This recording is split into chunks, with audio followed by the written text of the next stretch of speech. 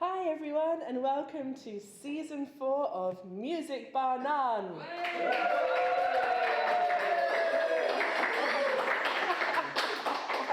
I'm just so glad that this series is still carrying on, that we've had a little summer break, but now it's back for the autumn. My lovely audience is sitting there, well stocked. Oh my god, we need like an encore with that. Oh yeah, do you have your juice harp with you? We can do a little intro afterwards. Yeah. For this. Anyway, sorry, a little aside there. So actually, today we're kind of starting off how we finished at the end of the last season. We finished with a lot of music from Swiss sources, medieval chants and religious songs. And today we're actually carrying on doing the same repertoire. And this is all because next week, one of the groups I perform with, I'm very honoured to perform with, Ensemble RESONEZ, is premiering a new programme, Amor Deus. And this is all kind of stuff we'll do in the concerts. And I'll talk with Angelique a little bit afterwards during the cocktail to talk about the idea behind the programme and why this repertoire is so special and deserves to be performed all around the world and Switzerland, from Switzerland to the world, let's say it like this.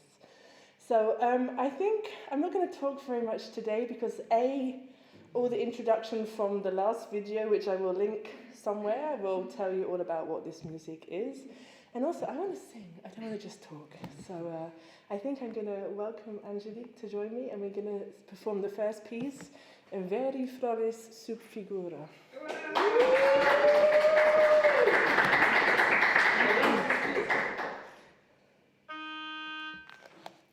on the oboe settings, and I still stay close to my roots.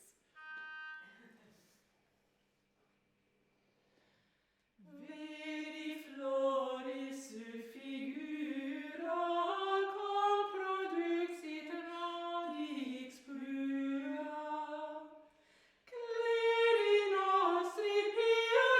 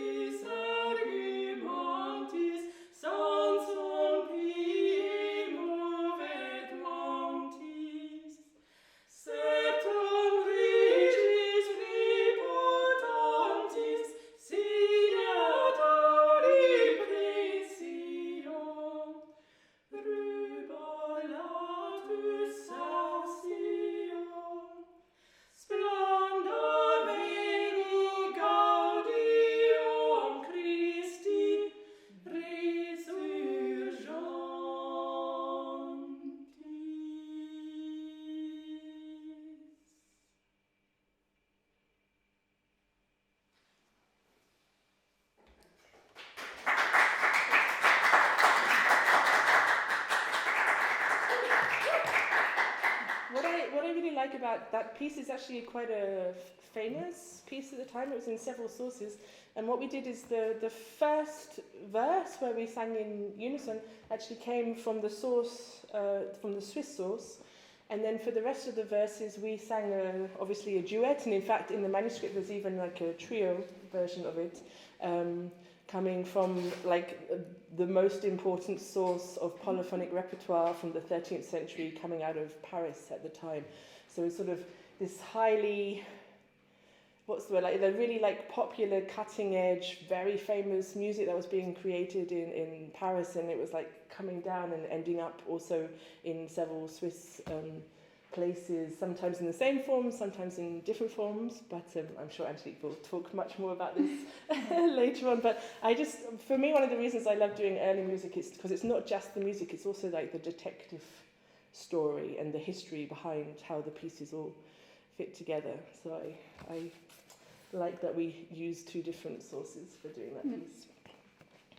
And we're going to move on and perform another song, a religious song. We're going to do 3 verses. And this time it is just monophonic, so we're always singing the same melody. And yes, and.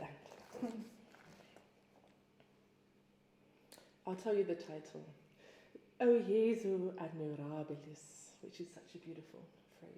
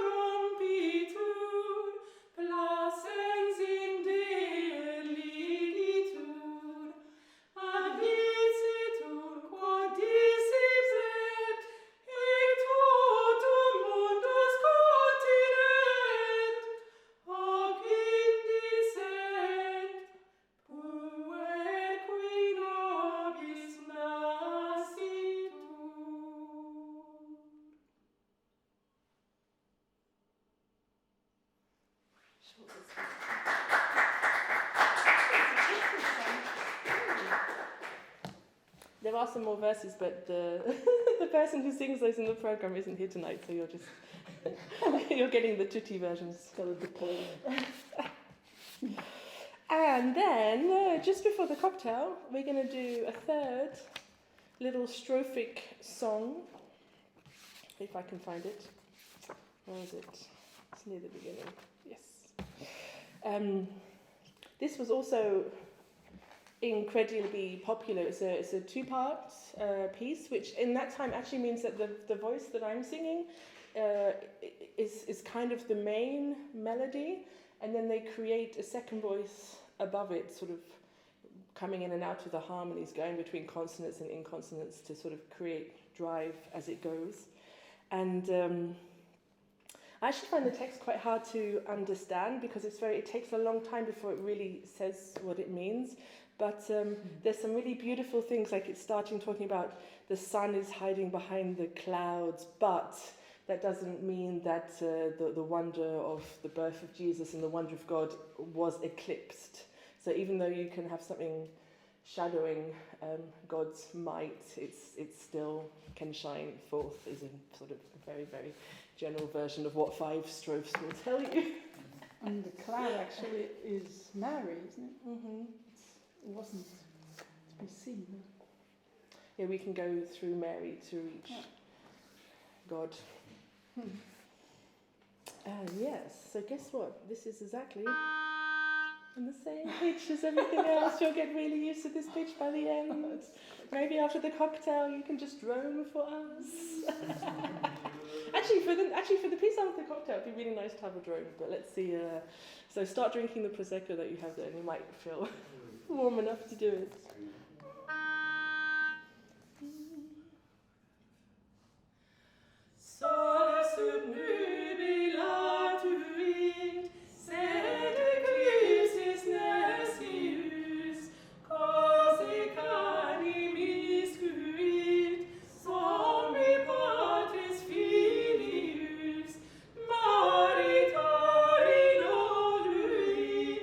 Verbum Patris ansi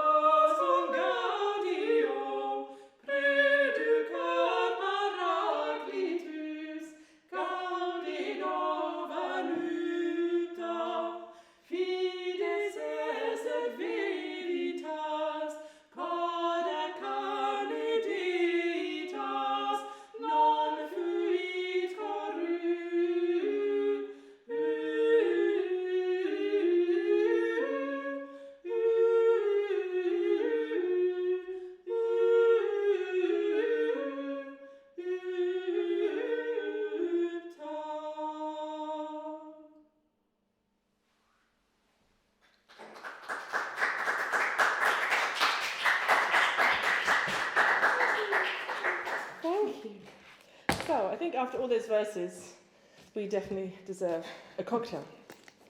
And it's actually quite a personal cocktail for me because it's combining stuff I experienced in the summer with the fact that we're now going into autumn.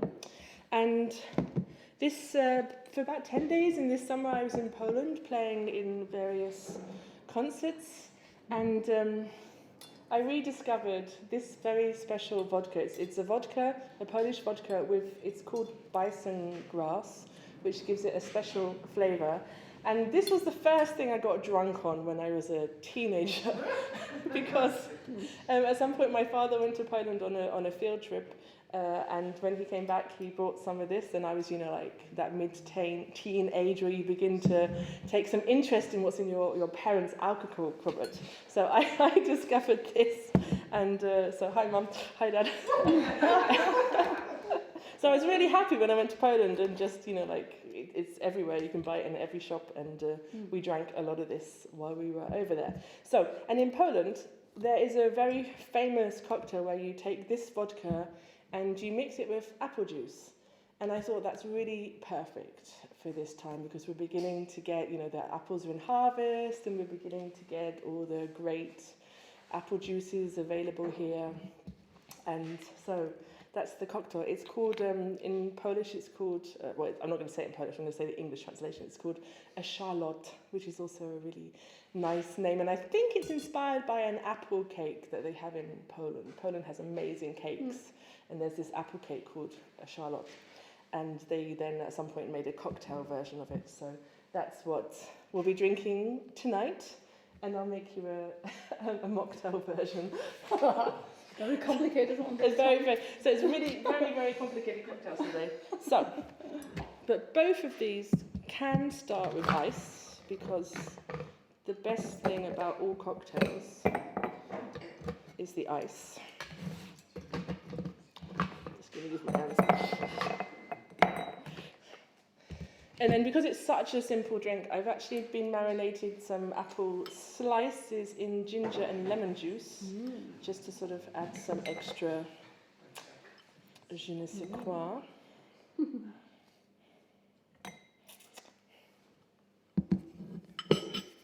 then... I hope the microphone got that. Yes! Musical cocktail. Fantastic. It's so sad this only comes once. It's, this little magic symphony only is in once in every bottle.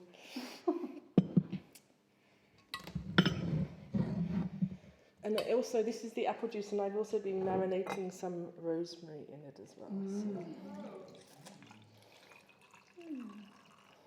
Voila.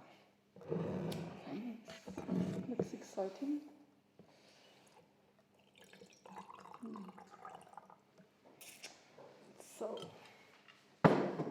So cheers. Thanks, Angelique, for joining me. Thanks. Yeah. It's nice. Oh, actually, I should drink it, shouldn't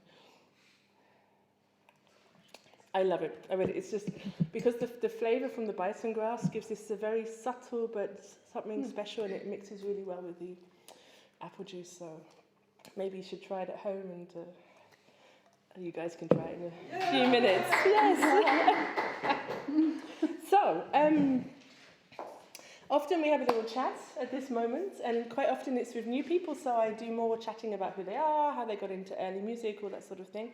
But as we have this wondrous concert series coming up, and this wonderful new program, which you're beginning to hear tonight, and like Angelique, you're really the mastermind behind this program. Can you tell me a little bit about what was the initial inspiration? And yeah, let's start with one question at a time. What inspired you to create Amor Deus? It was discovering that in Switzerland there are manuscripts with special music that doesn't exist anywhere else. So now I realize that I have seen that of it, and there is this amount of music, and it's really, really exciting, and I'm happy that we will have this premiere very soon of this program, but there are not so many pieces. So I'm really lucky then to go on later on. So this will be a whole cycle of... Yes. Oh, Amor Deus, 1, 2, 3. Yes, let's see, and maybe find ways to get also people interested in this specific repertoire, which is and probably we can find other also. This was about love and especially the divine love. Amor Deus. We have this conductus, which gives the title to the program, which is a very long poem by Philippe Le Chancelier. We have it in 2 manuscripts from Basel. So I think there are other very interesting pieces in those 2 manuscripts. One is from 14th century, one is from 16th century. What we sang, the second song, the O Jesu, is from this Basler Liederhandschrift, which was written about 1300.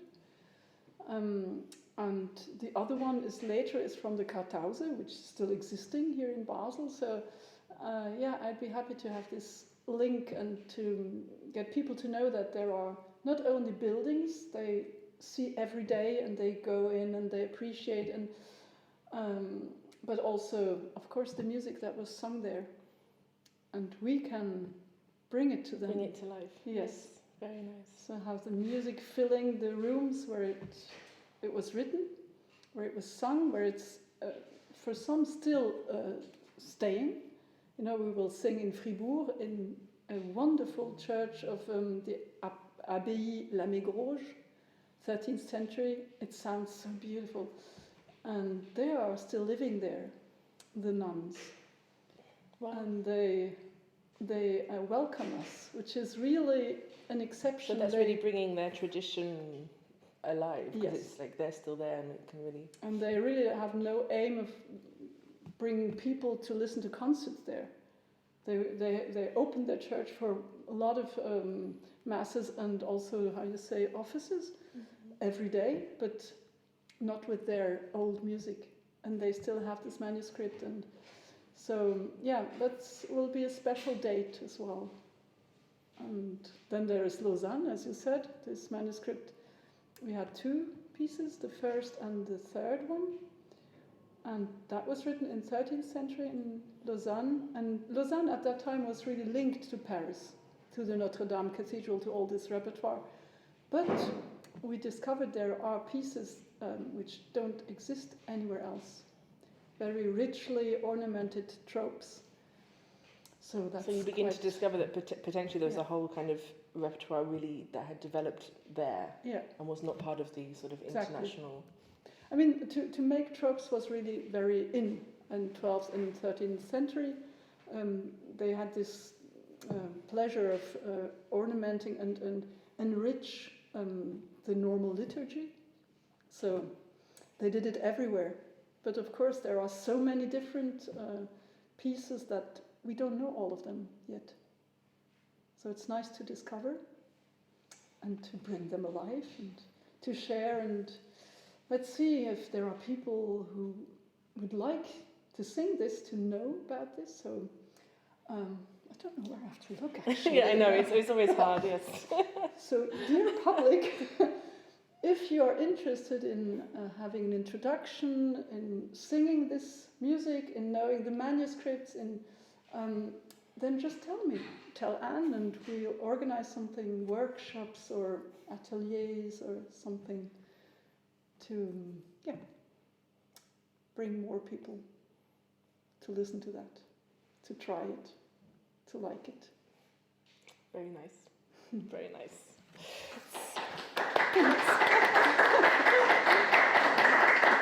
Actually, I feel like you should become a politician. You're so what's the word? Persuasive in your beliefs, and now I can see there's going to be a whole raft of PhDs written on this topic. I'll try to be a politician for sacred music or something. Yes. Fantastic. So I think we should conclude this little event with our last piece. The pieces before the cocktail were all strophic, which means there's a sort of certain melody that keeps repeating with new texts. And now we're actually going to sing some chant, which is through composed. And sort of has many different little stories going on. Do you want to tell your dream that you had, your vision of this piece? Yes, it's quite famous. At least the supposed author is really famous. It's Abélard, Pierre Abélard, Peter Abélard, 12th century. He was a monk. He was he was theology and mainly those people were really very instructed, and they were writing, they were teaching, so they had a lot of people around them. And he was also very famous because at a point he was teaching a young girl called Héloïse, and they fell in love, and they had a son. And then this wasn't really what was meant to happen, so it's quite a scandal. Somehow. So they ended up, I don't know all details, but they ended up, she was living in a monastery, and they were still writing a lot and communicating, and he wrote poems with music, and they were meant for them in part. And so this is one of them, and it's talking about the virgins. They are saint, holy, and they are compared, of course, to the Virgin, who's Mary. But then there is a description of how they live, and of course, in the Middle Ages, to be a nun was not necessarily a bad thing for a woman, because there she had much more freedom to learn, to teach, to have this intellectual life. And this is really said very clearly in this text, when they choose Christ as husband. And you see the empty beds, but actually they're not empty, there is Christ in them, and he is comforting them with his arms and telling people, please don't come. The angels, they are also... they're really like guardian angels. Yes. It talks about the swords sort of warding off of sin, not having anything bad happening to them. So that's really, because to be a virgin today is not so appealing. I have to say, it's not very attractive. but being a free woman who lives a very strong heart life, and then there is this picture of Christ as a little lamb, and he's really jumping in the fields and eating their flowers on their crowns and resting again on their breasts, and it's so sensual, it's incredible. So it must have been a nice life actually in the monasteries.